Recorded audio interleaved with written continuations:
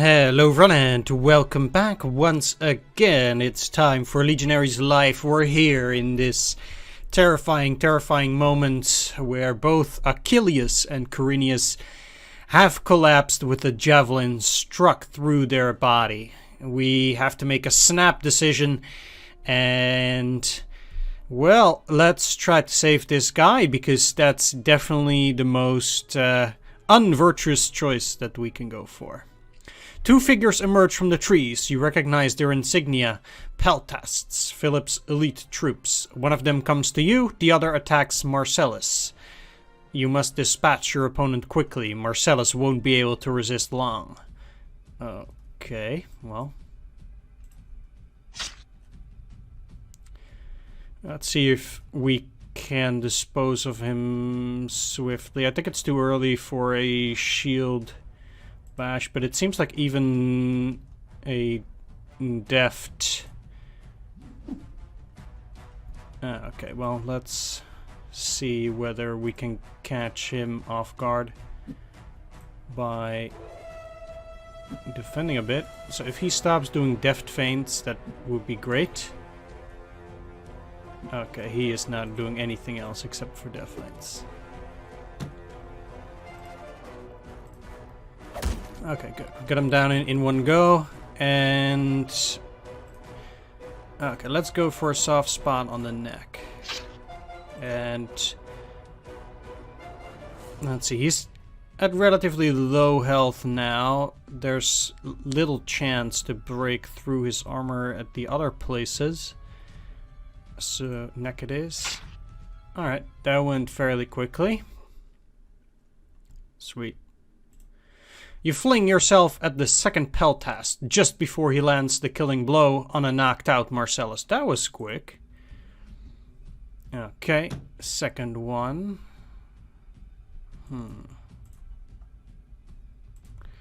Let's respite first and see what he does. Knock on the head. Well, let's do a shield knock. And just pretty much go for the same tactic, I guess.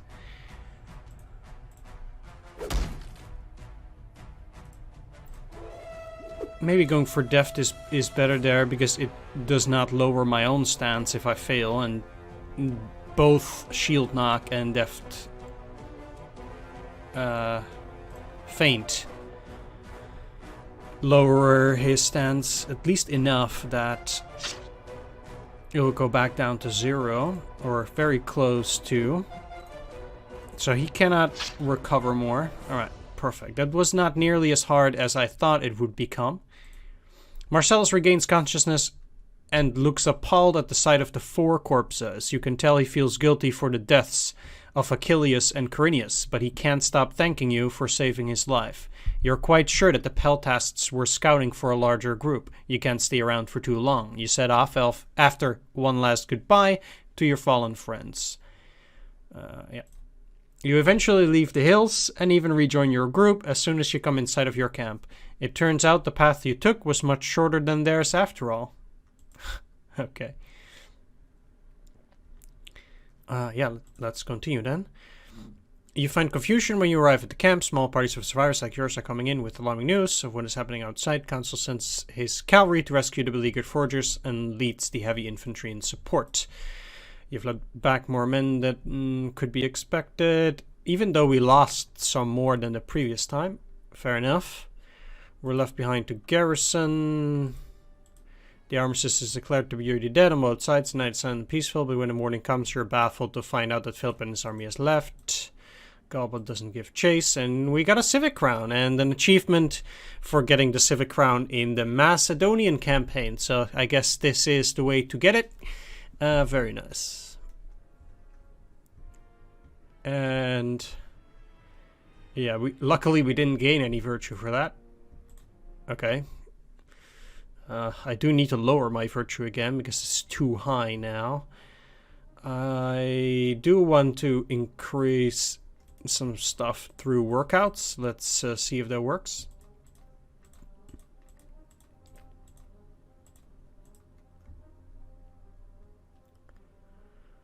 And we've already read most of this.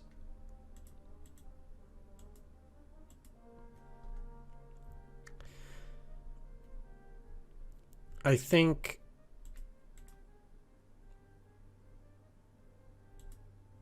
Oh, okay, never mind. I kind of thought that that was the one where you go for a mural crown, but that didn't happen. Yep, failing my charisma and endurance check. Oh, what? You actually... also, they kind of put a cap on it. So, yeah, it seems that even with workouts, the maximum amount of points that you can get there is quite limited. I mean, for stuff like that, there's still a chance. Ah, yes, this is the mural crown that we can go for here. Length is not perfect. That's already a bad chance. And failing the charisma check. At least passing that one. We'll see whether I get to be the first one this time. I got it on the first try the previous time, so that wasn't bad.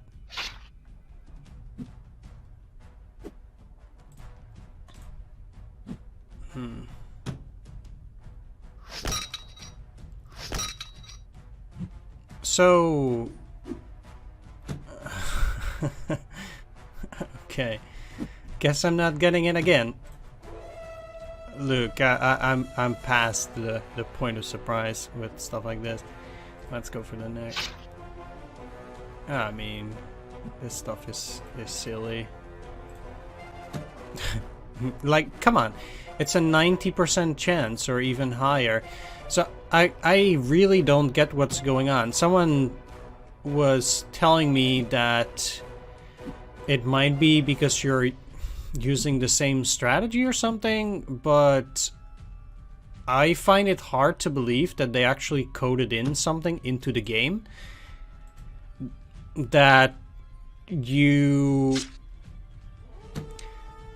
because the game would then be inaccurate in its representation of what is actually going on right now. Like, if the game would actually be coded in such a way that making the same kind of decisions get progressively worse, then it would have to represent itself down here where you can actually see your odds of attacking in a certain way. So I don't think that's actually what's going on. I'm just... like... I just don't know what's going on. It's the fact that these numbers don't actually represent the outcomes that you see, but it's unclear where that is coming from. And if it's actually the case that the more you do certain things, the lower the chances are, then it should represent itself in the game like that. I also find that I'm doing extremely little damage to these guys, even with a head attack. It's like 7, that's extremely low compared to... because if I look at my character... oh, no, that's not it. Can I see myself somewhere? Okay, that's not... I want to look at my... yeah, equipment details. Here we are. As for the weapon, well, it's between 4 and 17, but it seems to be more often on the lower end than on the higher end. Maybe soft spot gives you a higher chance of dealing higher damage. So let's take a look. So it's still times 1.5, and here as well, but indeed the chance to bypass the armor, they don't have armor there, so that doesn't do anything. Yeah, and then it's times 1.5, so the 7 damage that I'm doing is already times 1.5, which means that I'm consistently dealing only 4 damage to them. I'm just very confused about what's going on. Alright, so this time it's more. I mean, I could randomly get this, well, 1 in 13 chance that I'm dealing that low damage. Consistently, you could, I guess. But it's just, I don't know.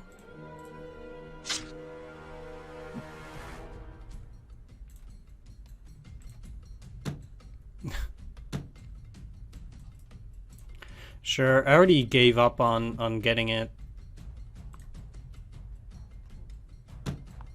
I'm just looking to get to the end here because of this stuff.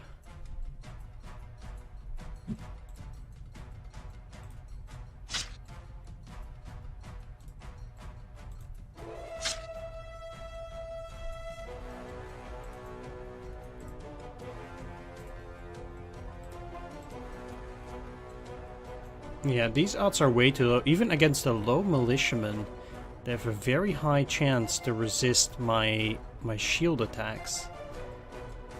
So it'd be fairly useless to try to go for either of them. And then using feints to lower his stance takes at least 3 to 4 turns. So in this case, fighting against weak enemies, you're always better off just to keep attacking.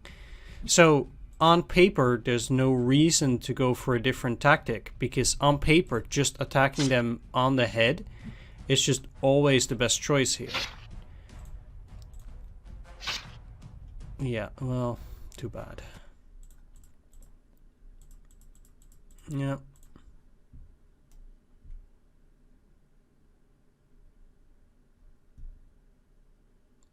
Okay. This is something new. You wonder about the treasures that might be inside as votive offerings. Too bad pillaging is forbidden until the city is secured. Not that you would be allowed to ransack a temple even then. Find an excuse to send the men away, then go into the temple alone and grab what you can, of course. You split up the troops and tell them to sweep the neighborhood. You will wait here, which must look very suspicious. But they can't question your orders. Opinion troop has decreased by 3. When you're sure that you're not being seen, you cross the pronaos and enter the inner chamber. It is pleasantly cool inside. Virtue is decreased by 8. 3 militiamen are startled when you make your appearance. They must have been hiding here, but now they grab their spears, ready to fight for their lives. Yep. And we pass a coordination check. You almost lose your footing on the slippery marble floor, but there's no time to think about how close you might have come to dying. Okay. So 2 militiamen and an expert militiaman. I guess for the first turn... Wow, that's a very high chance of hitting him. Even from the back, it's good, but... Of course. Don't worry. There's always the ability to fail. Okay, well, let's try that one again. It's like a 90% chance to hit him. Now look, these militiamen... They should, in all seriousness, not really be a threat, no matter how bad the RNG is. Almost. Which I'm happy for.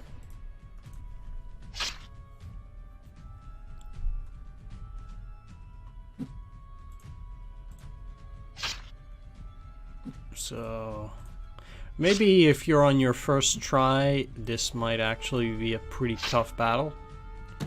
But with the equipment we have, I can miss half of the time without any trouble.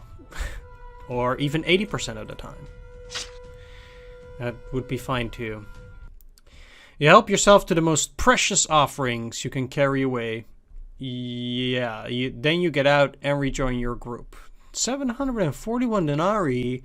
Nice. Virtues decreased by 12.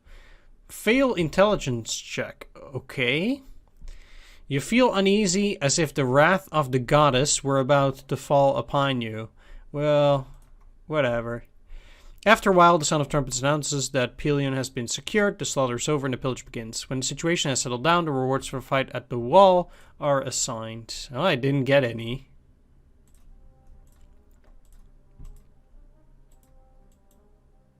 Sweet.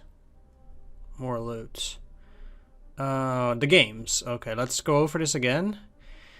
Part of the loot has been set aside and it's going to be up for grabs in a series of games to be held. You can expect the cream of the crop of the army to compete. Each winner will receive 1,000 denarii. There are also 250 denarii for runners-up and 100 for third finishers. I wonder what the difference is between precision and distance. In the 3-lap foot race, I should have taken off my leg material, but let's go for precision because we do have a high coordination.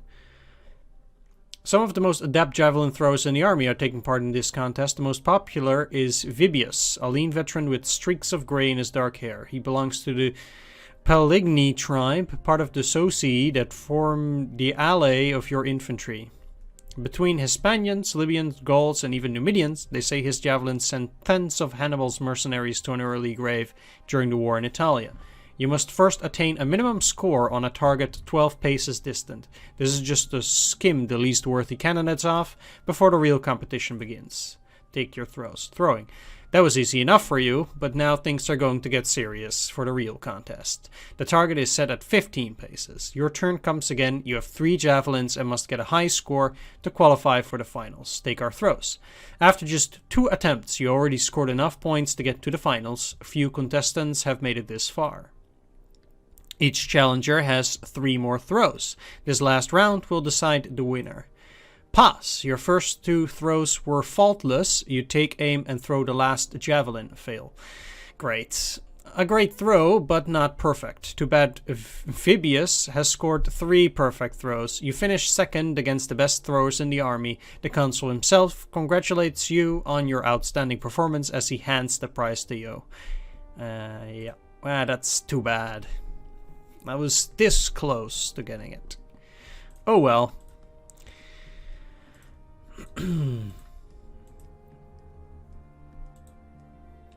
Okay. Fair enough. Let's see if we can do something with all that money. Or not. About 2,000 veterans from the African campaign are mutinying. For one thing, they claim that they've never volunteered for this war, but were forced to embark by the tribunes of the former consul. For another, they've served for long enough and have the right to go back to their families. Let's be sympathetic this time. Last time we were unsupportive. You can't turn your back on the brothers in arms who have shared the hardships of the African campaign with you. They have every right to make their demands. After all, they've given to the Republic. Troop increase, tribunes decrease, and consul also decreases. The situation is resolved when the new consul, Tapulus, agrees to write to the Senate about the veterans' requests, providing the mutiny is called off immediately. I guess they accept. How does the chainmail compare? It's the same as the other one. I can search for a while because training is only marginally useful by this time. Although the likelihood that I will actually find something useful is relatively small.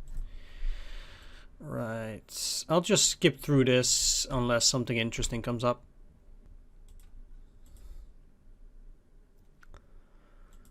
And this is gonna be a major battle here. I guess first off against just some regular guys. Indeed. Oh, it's already against the Phalanx. Well, well, well. It seems like throwing a javelin against the Phalanx is one of the best options that you can go for here. I need to refamiliarize myself with the things that you can do against this here Phalanx. So, first of all, success fatigue is reduced by... Wait, it's just for me, it's respite. Wow. So a slash does health damage times 0.4. relatively high chance. And the spear wall will resist up to 8 damage with 24 anti-armor resistance. A chop will deal health damage times 1. And it has a much lower chance to hit. Shield push seems to be relatively useless, since his chance to overcome is... my chance to overcome his resistance is very low. And he will not lose enough. And with decoy, his stance is reduced by 5 to 10, but he can just recover as well. So I guess it kind of seems as if the best option would be to try to go for chops. And just hope to hit. That's how it looks like. And then just try to recover from time to time.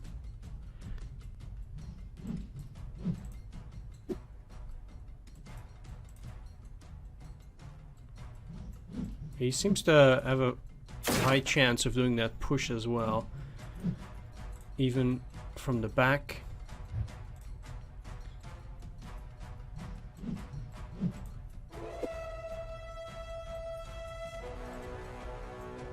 Come on, recover.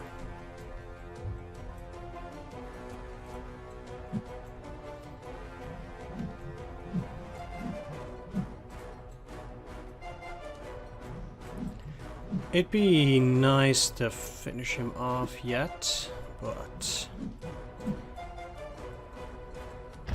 as I said, it's a low chance.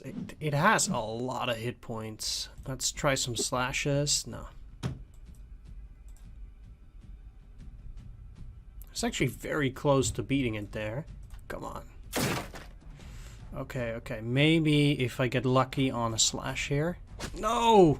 One more turn? Ah, come on! They're slow on the fighting. Do you want to fall back? No. No, please! Give me... oh, yes, that's great. Alright, I have a chance. Good, good, good. Okay, okay. Let's keep trying chops, because it seems that this at least has a relatively high chance to deal some damage, whereas slash does very little, but I need to get lucky here anyhow.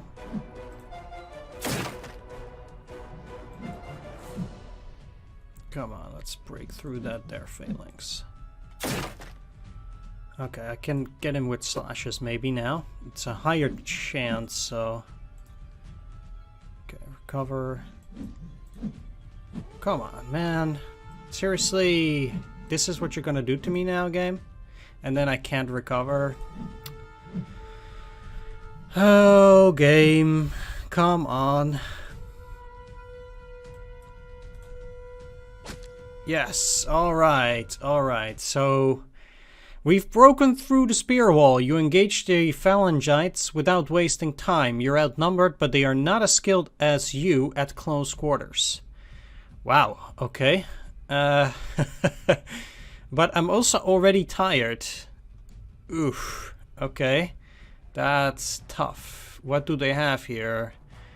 It seems to be a very high level weapon based on this. You can't actively see it, but let's start with a knock. Another enemy joins. Well, I would have liked knowing that before. Okay. So, regular attacks. Let's just take a look here. Groin is pretty much bad all across the board. So, I still think that trying to knock him before anything else is a good choice, despite us being tired. And now, let's go for soft spot on head. I don't care about 4 damage. A third Phalangite. Okay.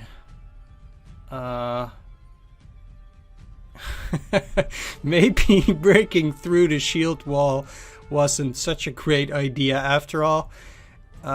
Okay, come on. Let's finish him off. No. Okay, miss and respite. Okay. Come on. No! Game, why are you doing this?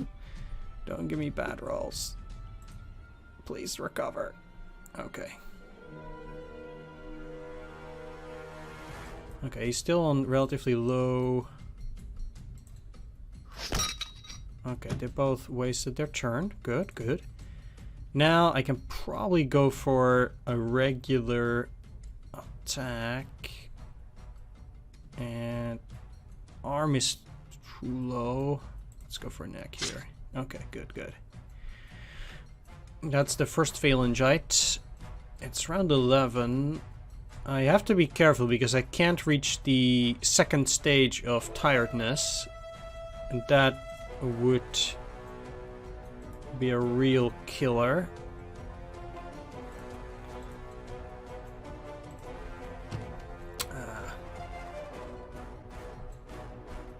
Okay, so it kind of seems like this is an endless number. I think. But let's try those soft spot attacks anyway.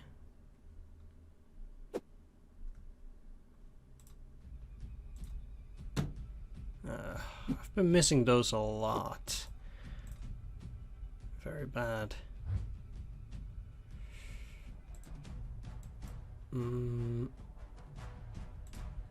But I think... Alright, let's just try...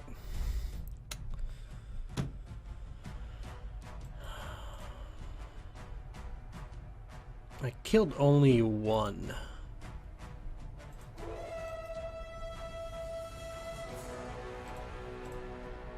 Come on. Maybe I can get a second one if I'm very lucky. Good. Nice. At least killing two of them is not bad. And... okay, soft spot on the neck is too low for chance. But with the situation shifting, there's little I can do, but I'll go for that. You've opened up a gap in the Phalanx. Other legionaries follow in your wake and engage the astonished Macedonians. Their opposition becomes weaker and weaker until they start falling back. Skirmishers promptly interfere to cover their withdrawal. They can't hold you for long. You start giving chase as soon as you have regrouped. Nice. Your pursuit takes you closer and closer to the enemy camp. The ground is getting unfavorable. Such a slope is going to make it very difficult for you to fight. In an instant, the noise and the cries of your companions alert you to a more horrifying danger. The Macedonians have put up siege weapons to reinforce their position. They're shooting at you with their ballistae. Something smashes your shield and knocks you off your feet. In the shock of the moment, your first clear thought is that your arm is still attached. It must have been a glancing blow, or you would be dead already. Enemies are approaching from above. You feel very vulnerable without a shield. And we can borrow the shield of another soldier and send him to the rear line. This is, of course, a fight that we've seen before already. Yeah, and they're upon me. Alright, let's get started then with the next battle.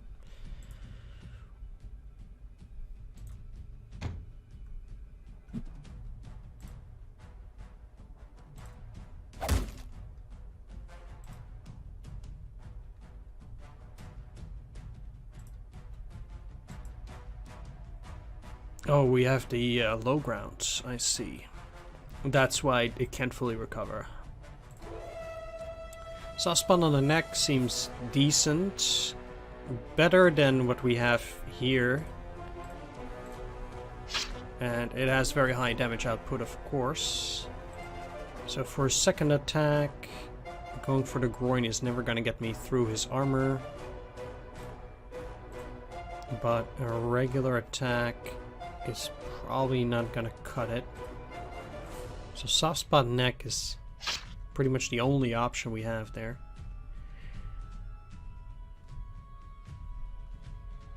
Actually a bit bummed out that breaking through the shield wall did not actually get you any other benefits than an extra battle there. I mean, it was fun and I was definitely psyched to do it. And feeling the thrill of almost not getting it. Let's see though. Irregular attacks, not too great. Let's go for another charge here.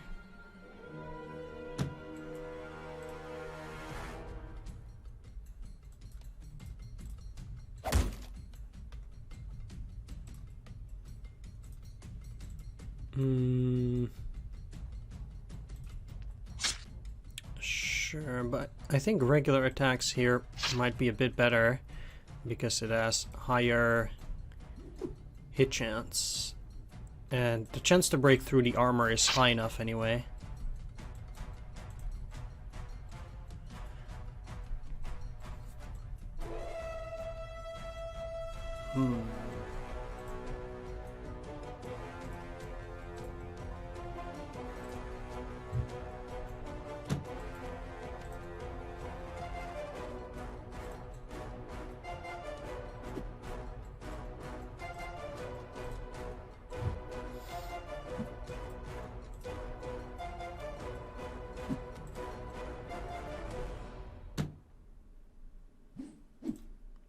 Been trying to recover for quite some time.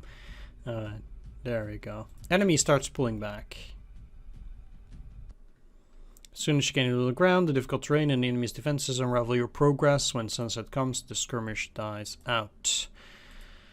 Yeah.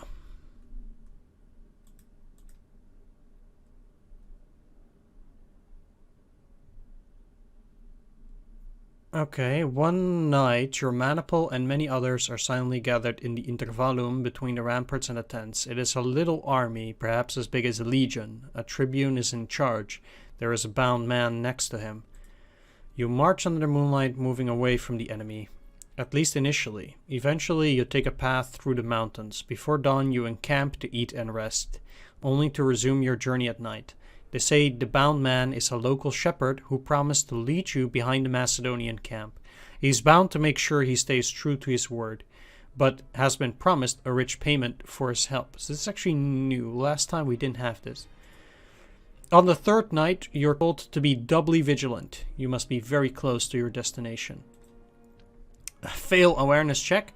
One of the other legionaries immediately gives the alarm and points to a rise of the path. He is right. You see helmets glinting in the moonlight as two figures try to make their escape. Enemy lookouts. Let's take part in the chase. Pass quickness, endurance, awareness check. Even with the help of the moonlight, the hunt is very demanding, and the lookouts have had a good head start, but you never lose sight of them. Only Terentius is keeping up with you. When the two fugitives realize you're getting too close, they turn around to fight a desperate battle. It seems like we are almost as tired as they are, which is probably the main thing in this battle. We currently have a small penalty, but they're very close to getting a higher penalty once they lose. Or once they've had a little bit of their battle already done. So I want to be careful not to get too far into this and use respite to make sure I don't get above this first level of fatigue, whereas they will probably go into the second level of fatigue. Interesting is that he's already hurt as well. Okay. Let's try to recover. Which is already tough enough as it is like this.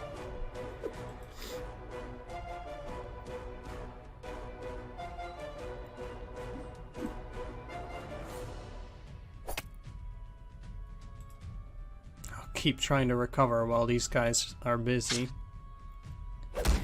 They're already past the first level of tiredness, and so now I should be able to easily finish them off.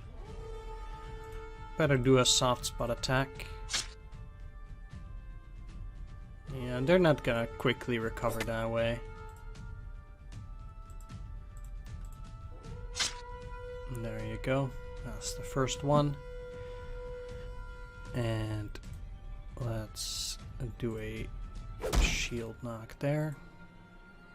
Another shield knock takes him down to 0, and with practically no chance of recovery,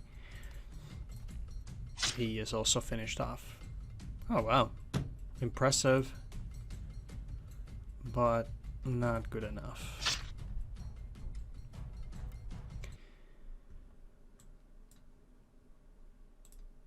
Other legionaries are arriving in 2s or 3s, but this battle is already over. You rejoin to the bulk of your force and resume your march. You arrive at your destination before dawn. You're told that the enemy is below the other side of the height you are holding right now. You can take some time to rest, but soon in the morning the Tribune signals your position to the consul with a column of smoke. After this, you're told to wait and be at the ready. It is hard to say how long you've been waiting. In moments like these, time always seems to slow down. Now you can clearly hear the noise of battle coming from the other side. At last, the order to advance is given. When you appear above the enemy camp, you can feel their panic even from this far. Some of them attempt to oppose your advance, but they are routed with ease. The rest of the Macedonian army is fighting against the troops that remained with Flaminius. The mere sight of your approaching from behind is too much for them. They give up the battle and flee. Were it not for the rugged ground that hampered your cavalry, Philip would have lost most of his army today. As it is, many of the Macedonians managed to escape, including their king. You could have won the war on this very day. On a positive note, they've left behind some of their possessions in their hasty flight. Yeah, okay. Well, maybe actually getting through the Phalanx allows you to take part in that second group. It could be. It would certainly not surprise me if that was actually the case. But it's nice to be able to see the story from the other side of the... or that battle from the other side of the clash, because the first time I was not allowed to go with the consul, and it might be that breaking through the shield wall was actually the trigger for that. But who knows? I didn't see any check, so that might be that my stat is already high enough, so there's actually no check at all, or something else triggered it. Maybe it's random, could be too. If the game doesn't show you, it's pretty unclear, unfortunately. I know that it has nothing to do with coordination or constitution, most likely. Maybe charisma, but I'm unsure here. Maybe it has to do with virtue. Could be as well, as it's a sneaky attack. Either way, I'll be wrapping things up. There's actually plenty of story here that's new for me. Of course, this is the second time going through the Macedonian campaign, so that is actually very interesting to see all the new content. Always happy to see that. And yeah, pretty excited. I'm hoping to finish the storyline this time. Certainly not fighting that same guy that I saw before. Maybe I can win, but I'd rather like to see the end of the game, to be honest.